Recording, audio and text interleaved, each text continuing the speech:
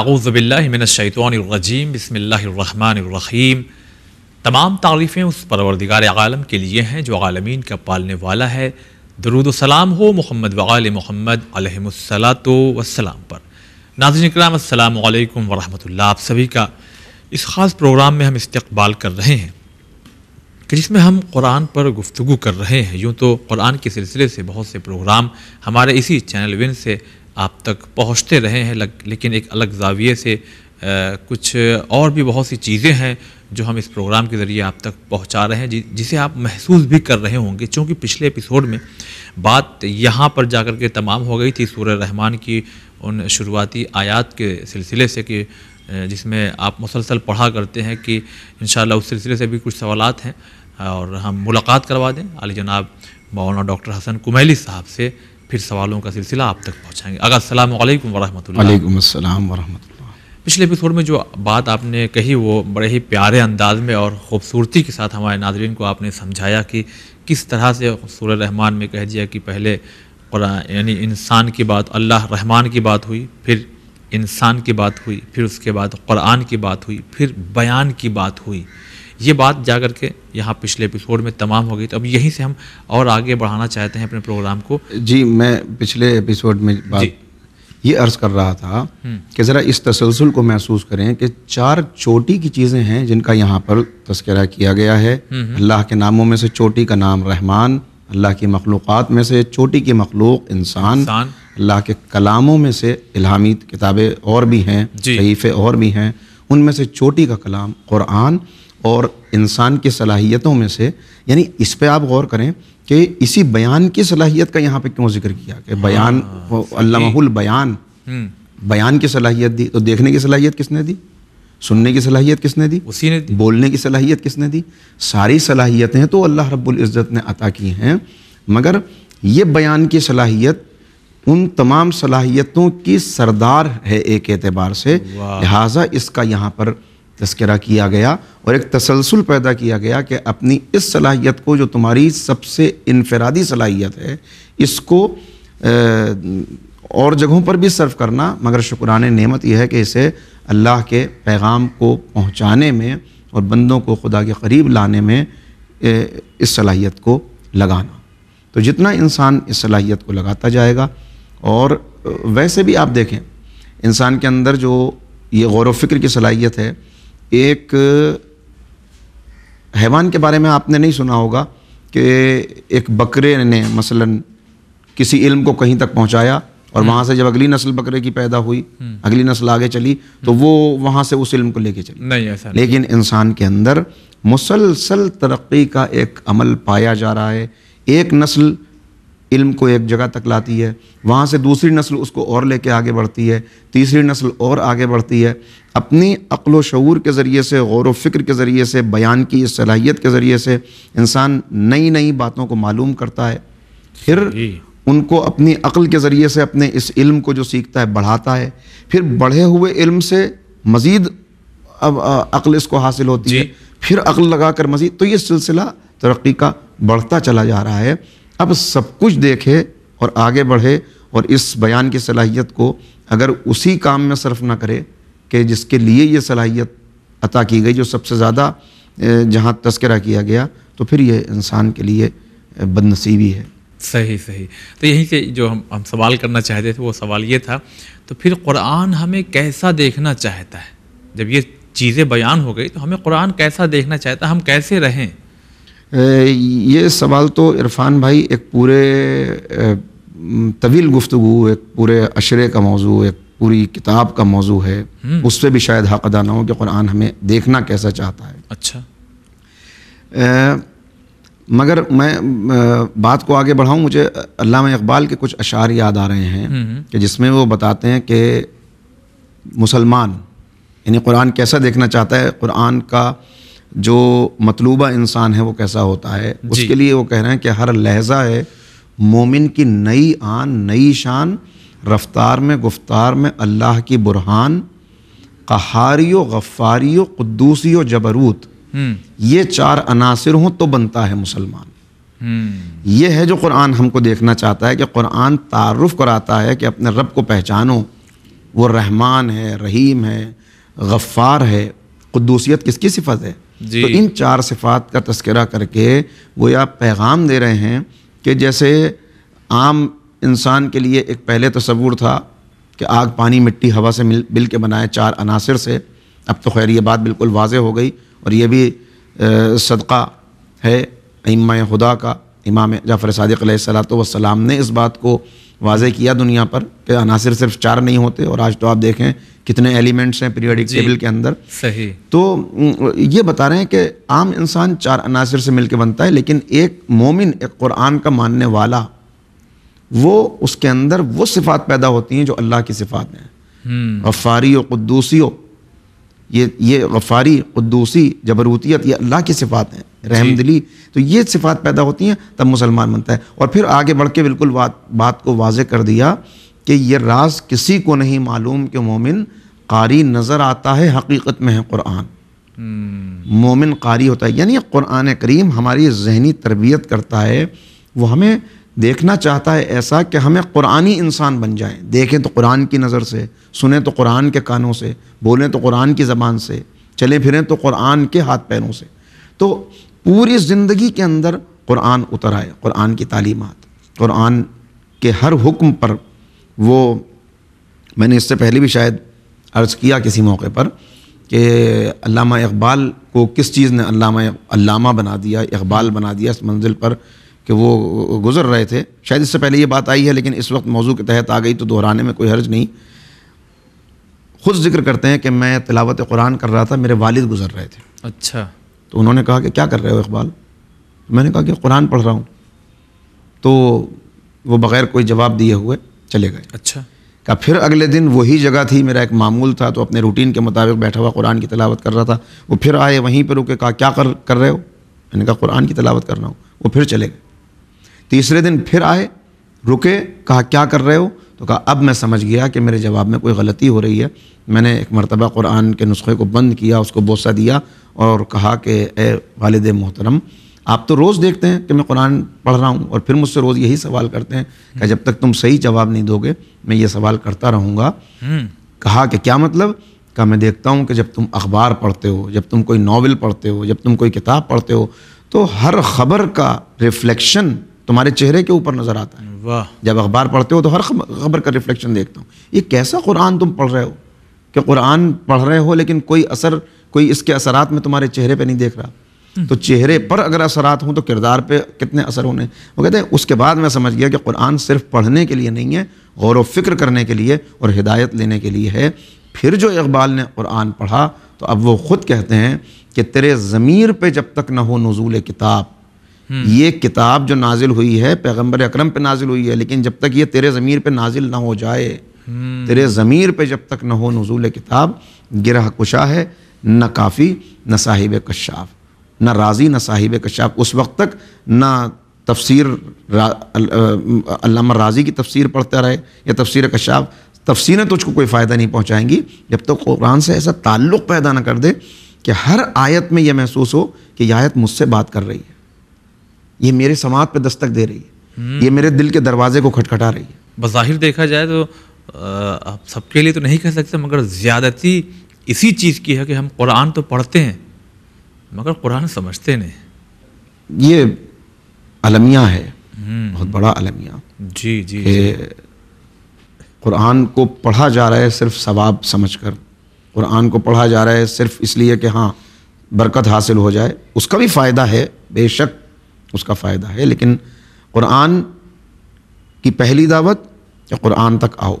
پہلا حق قرآن کا کہ اس کو پڑھو، دوسرا حق اس کو سمجھو، تیسرا حق اس پر عمل کرو، چوتھا حق اس کی طرف دنیا والوں کو دعوت دو. جب خود سمجھ لیا تو اب دوسروں تک پہنچاؤ. پیغمبر اکرم صلی اللہ علیہ وآلہ وسلم کا ارشاد گرامی، خیرکم من تعلم القرآن وعلمہ، تم میں سے بہترین وہ ہے جو قرآن کو سیکھتا ہے اور پھر دوسروں تک پہنچاتا ہے، دوسروں کو سکھاتا ہے.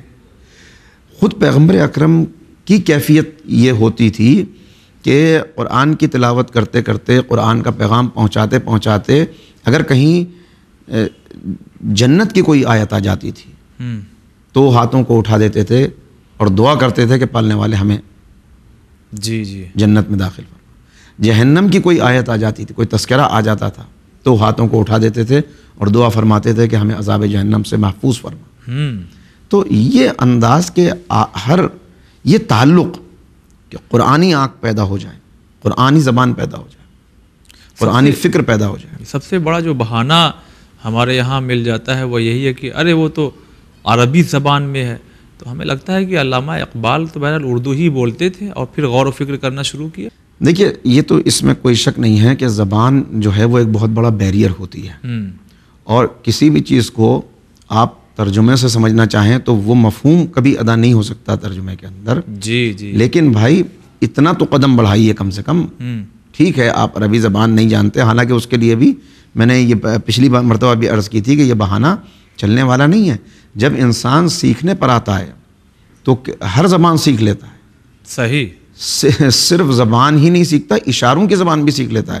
یعنی آپ دیکھیں کہ سائن لینگویج لوگ سیکھ لیتے ہیں۔ اس کے علاوہ میڈیکل ٹرمینالوجی عام انسان کے لیے تو نہیں ہے، لیکن وہ انسان سیکھ لیتا ہے، کتنی چیزیں میڈیکل ٹرمز اس کو یاد ہو جاتی ہیں۔ یہ کمپیوٹر آیا تو کمپیوٹر کی زبان ڈیٹا لینگویج سیکھی انسان نے کہ نہیں سیکھا انسان نے۔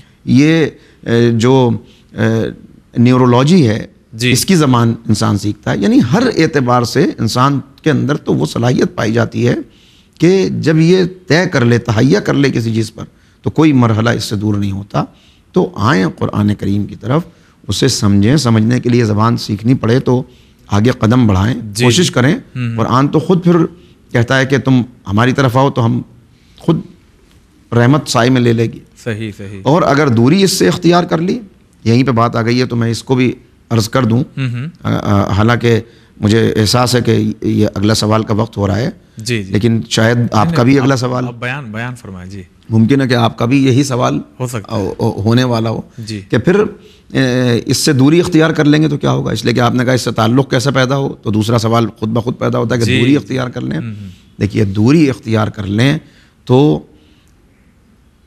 وہی اقبال کا کہنا کہ وہ زمانے میں معزز تھے مسلمان ہو کر اور تم خوار ہوئے تاریخ قرآن ہو کر۔ اس دنیا کے اندر ذلت اور رسوائی مقدر بننا طے ہے، طے ہے، طے ہے، اگر تم نے قرآن سے ترک تعلق کر لیا۔ اچھا، ساری رسوائی اسی لیے دنیا کے اندر تو یہ رسوائی، اور آخرت میں میری زبان کانپتی ہے اس روایت کو بیان کرتے ہوئے، اور دل ایک عجیب کیفیت ہو جاتی ہے کہ اس لیے کہ ہمارے پاس اپنا کیا ہے؟ اگر ہمیں پیغمبر اکرم اور ائمہ طاہرین کی شفاعت کی امید نہ ہو تو کیا ہمارا عمل ایسا ہے کہ وہ ہم کو بخشوا دے اور ہمیں جنت تک پہنچا دے؟ محال۔ یعنی جب ان روایات کو آپ دیکھتے ہیں تو دل میں کتنی ٹھنڈک پہنچتی ہے کہ ہمارے ائمہ ہماری شفاعت کے لیے موجود ہیں۔ وہ کہتے ہیں تم کوشش کرو، عمل کرو، اللہ کے بندے تو بنو، سرکش مت بنو، فرعون مت بنو، نمرود مت بنو، بنو جیسا ٹوٹا پھوٹا تم سے عمل ہوتا ہے تو لے کر کے آؤ، وہ کر کے لے کے آؤ۔ باقی جو کمی ہوگی تمہارے میزان میں وہاں پہ ہم تمہاری شفاعت کریں گے، لیکن یہ کہ دامن تو بھرا ہوا ہے گناہوں سے اور ان کی شفاعت کی امید لگائے ہوئے ہیں۔ قرآن سے تو تعلق توڑ لیا بالکل، اور امید یہ ہے اور دعویٰ یہ کرتے پھر رہے ہیں کہ ہم سے بڑا کون ہے، کہ ہم تو ان کا نام لینے والے ہیں اور ہم تو ہیں ہی جنتی، گویا جنت ہم پر واجب کر دی گئی ہے، یا جنت ہمیں ورثے میں مل گئی ہے، یا جنت کی پہلے سے ہی کسی نے ہم کو خبر دے دی ہے۔ عمل کے بغیر جنت نہیں ملتی، لہٰذا عمل تو کرنا پڑے گا۔ تو اب اگر قرآن سے تعلق ٹوٹے، میں عرض یہ کر رہا تھا کہ میدان محشر کا منظر بیان کیا گیا کہ جہاں ہر ایک کو اپنی پڑی ہوگی، یعنی وہ وقت کہ جب ماں بیٹے کو الگ کر کے، کوئی انسان دنیا کا ایسا نہیں ہوگا جو اس وقت دوسرے کی فکر کرے گا، سب لے لو، بھائی بھائی کو کہے گا کہ آج اس کو لے لو لیکن مجھے عذاب سے بچا دو۔ اس وقت ایک شخصیت ایسی ہوگی جو کہہ رہی ہوگی امتی امتی امتی، اے پالنے والے میری امت میری امت میری امت، رسول خدا صلی اللہ رسول خدا رحمت للعالمین صلی اللہ علیہ وآلہ وسلم۔ لیکن اب ذرا سوچئے کہ وہی نبی جن کی شفاعت کی امید پر ہم جنت کے خواب دیکھتے ہیں، اگر وہی نبی کسی کی شکایت کرنے لگے شفاعت کی جگہ، اچھا، قرآن کریم نے خود یہ نقشہ کھینچا کہ اس وقت پیغمبر ایک قوم کی شکایت کرتے ہوئے کہیں گے یا رب انا قوم اتخذوا ھذا القرآن مہجورا، پالنے والے یہ وہ افراد ہیں کہ جنہوں نے قرآن سے دوری اختیار کر لی، مہجور کر دیا قرآن کو. یعنی ہجرت اگر انسان کر جائے تو کتنا دور چلا جاتا ہے. جی. قرآن سے اتنا دور ہو گئے کہ جیسے ہجرت کر کے ایک شخص ایک جگہ سے دوسری جگہ چلا، جبکہ ہر گھر میں رکھا ہوا ہے. ہر گھر میں رکھا ہوا ہے. تو اگر ایسا ترک تعلق ہو جائے اور یہ امید ختم ہو جائے کہ پیغمبر کی شفاعت بھی نصیب نہ ہوگی بلکہ شکایت ہوگی، تو پھر اس سے زیادہ تو بد نصیب ناکام انسان کوئی نہیں ہے. بالکل. لہٰذا ابھی موقع ہے جی دنیا. چلیے بہت شکریہ ادا کرتے ہیں. درمیانی گفتگو ایک بات جو آئی تھی کہ قرآن مجید جو ہے یہ فقط پڑھنے کی کتاب نہیں ہے، سمجھنے کی کتاب ہے. علامہ اقبال کے واقعے کے ذریعے آپ نے ہمارے ناظرین کو اس طرف ایک متوجہ کرایا. اب ہم اسی رخ سے ایک اور بات کرنا چاہتے ہیں کہ قرآن مجید میں بہت سی چیزیں ہیں، تو کیا آج کے جو جدید علوم ہیں ان کو کوریلیٹ کر کے کچھ نتیجہ نکالا جا سکتا ہے، یا قرآن کا کچھ چیلنج ہو کہ دیکھو یہ ایسے ہوگا اور یہ چیزیں ہیں، مثلا 3 تاریخ کی ہے، وہ پردے ولادت والی بات اور بہت سی چیزیں ہیں، تو کیا ایگزامپل کے طور پہ کوئی رزلٹ نکل کے آیا ہے جدید علوم کے ذریعے؟ میں سمجھ گیا کہ آپ کس بات تک ہمارے ناظرین و سامعین کو پہنچانا چاہتے ہیں. یقیناً یہ بہت اہم بات ہے، کیونکہ عام طور پر ہوتا یہ ہے کہ ہم نے علم کو تقسیم کر دیا کہ یہ دنیاوی علوم ہے، یہ دینی علوم ہے. لہٰذا دینی علوم والے کا دنیاوی علوم سے کوئی تعلق نہیں، اور دنیاوی علوم والا ہے تو وہ اب اس کا قرآن سے کیا تعلق رہ گیا، اس لیے کہ اس کو تو سائنس کی کتابیں پڑھنی ہیں، اس کو تو نئی تھیوریز پر مسلسل ریسرچ کرنی ہے، آگے بڑھنا ہے، لٹریچر. یہ بہت بڑی ایک فاصلہ، ایک حد فاصل ہم نے معین کر لی ہے. یہاں کوئی ایسی حد فاصل نہیں ہے.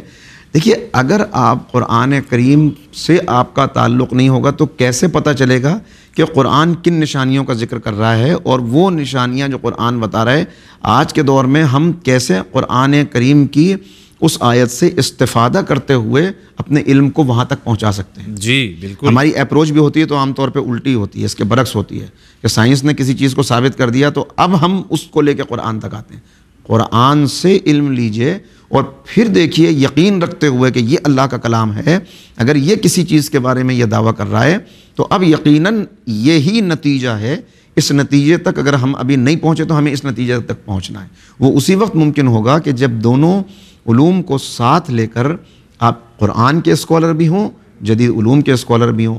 میں ایک مثال یہاں پر دے دوں ڈاکٹر مورس بوکے کی، جن کی مشہور کتاب ہے دا قرآن دا بائبل اینڈ سائنس، مشہور ترین کتاب. یہ بھی ایک عجیب، اس کے پیچھے ایک پس منظر ہے کہ یہ کیسے یہ کتاب لکھنے پر قادر ہوئے. ان کی توجہ، ایک سرجن، ایک جدید علوم سے تعلق رکھنے والی شخصیت، ایک کرسچن، اس نے کلمہ پڑھا، اس کے مسلمان ہوا اور پھر یہ کتاب لکھی.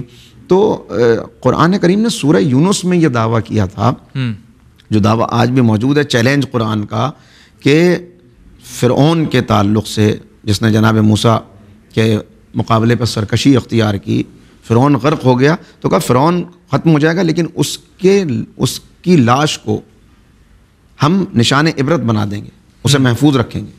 سمندر نے اس لاش کو باہر پھینک دیا.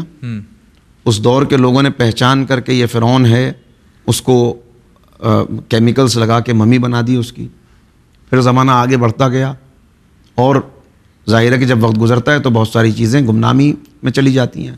یہ بھی گمنامی میں چلی گئی. اور 1891 سے پہلے 1891 سے پہلے کا جو زمانہ تھا اس میں خبر نہیں تھی کہ یہ فرعون کے تعلق سے قرآن کریم نے جو دعویٰ کیا ہے تو وہ کہاں ہے فرعون کی لاش جو نشان عبرت بنی ہوئی ہو. وہ میں پڑھ رہا تھا تو ایک بڑی دلچسپ بات سامنے آئی کہ 1871 میں ایک شخص تھا جس کا نام تھا احمد عبد الرسول. اچھا. یہ چور تھا بیسیکلی، مصر کا رہنے والا یہ باشندہ، اور یہ تلاش کرتا تھا کہ مجھے کوئی نوادرات میں سے نوادر کچھ مل جائے، کوئی اینٹیک چیز مل جائے، اس کو یہ لیتا تھا اور اس کو بازار میں بیچ کر بڑی قیمت وصول کرتا تھا. اچھا. تو ایک مرتبہ اس کو کہیں سے کچھ اندازہ ہوا، چونکہ ایک زمانے سے اسی میں لگا ہوا تھا تو خاصا اس کو نالج تھی. ایک جگہ اس نے تلاش کرنا شروع کیا اور اس طرح وہ اتفاق سے اس چوری میں وہ کامیاب بھی نہیں ہوا. پولیس نے اس کو پکڑ لیا آ کر لوگوں نے شکایت کر دی، لیکن ایک سراغ مل گیا کہ یہاں پہ کوئی سرنگ ہے، کوئی جگہ ہے، اور وہاں جب تلاش کیا گیا تو وہاں پر کچھ ممیز نکلی جس کے اندر فرعون کی ممی بھی تھی۔ وہ فرعون کی ممی آئی، وہ پھر مصر کے عجائب گھر تک پہنچ گئی۔ اس کے بعد آہستہ آہستہ یہ طے کیا گیا کہ فرانس سے کچھ ماہرین کو بلایا جائے جو اس کے اوپر ریسرچ کریں۔ اس میں جو ڈیلیگیشن فرانس سے آیا، اس میں اس ڈیلیگیشن کا سربراہ کے طور پر ڈاکٹر مورس وہاں سے آئے۔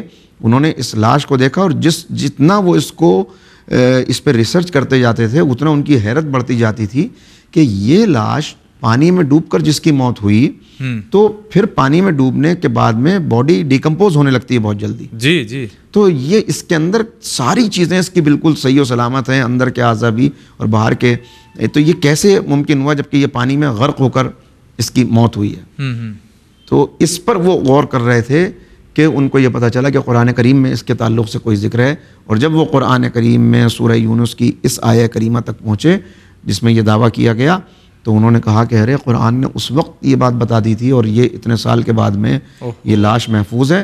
اس نے ان کو ایمان لانے پہ کی طرف متوجہ کیا، ایمان لائے، اور اس کے بعد انہوں نے یہ کتاب لکھی۔ تو یہ کب ممکن ہوا؟ یہ اتفاقیہ طور پر کوئی پہنچ گیا وہاں تک۔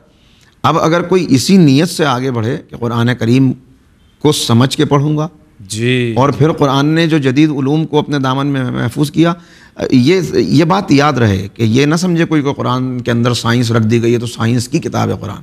سائنس ضمنی طور پر جو سائنس کا تذکرہ آ گیا، اصل جو قرآن ہے وہ ہدایت کی کتاب ہے، جی بندوں کی ہدایت کے لیے آئی ہے۔ اس کے اندر سائنس نہیں ہے، سائنس ہے، نشانیاں اللہ کی، وہ سائن جو ہمیں بلاتا ہے اپنی طرف۔ جی جی، تو اسی میں اس کے بعد اس کی یہ کتاب آئی، اور اس کے اندر اس نے ایک بڑی اچھی بات، وہ میں نے شاید پچھلی کسی گفتگو میں یہ بات عرض کی تھی کہ یہ دعویٰ کیا جاتا تھا کہ یہ تو بائبل سے نقل کر لی گئی، ایک غلام تھا اس نے نقل کر لی تھی۔ ڈاکٹر مورس بوکے نے اس کا بڑا خوبصورت جواب دیا۔ اس نے کہا کہ بائبل کا جو موجودہ ورژن ہے، یاد رہے کہ بائبل الہامی کتاب ہے، مگر آج جو بائبل موجود ہے یہ بدل چکی ہے، یہ وہ اوریجنل نسخہ نہیں ہے، اس کے اندر تحریف ہو چکی ہے۔ تو انہوں نے کہا کہ جو میں آج کا جو موجودہ بائبل کا ورژن ہے اس کو جب میں پڑھتا ہوں تو میں نے اس کے اندر بہت سارے سائنٹیفک ایرر تلاش کر لیے۔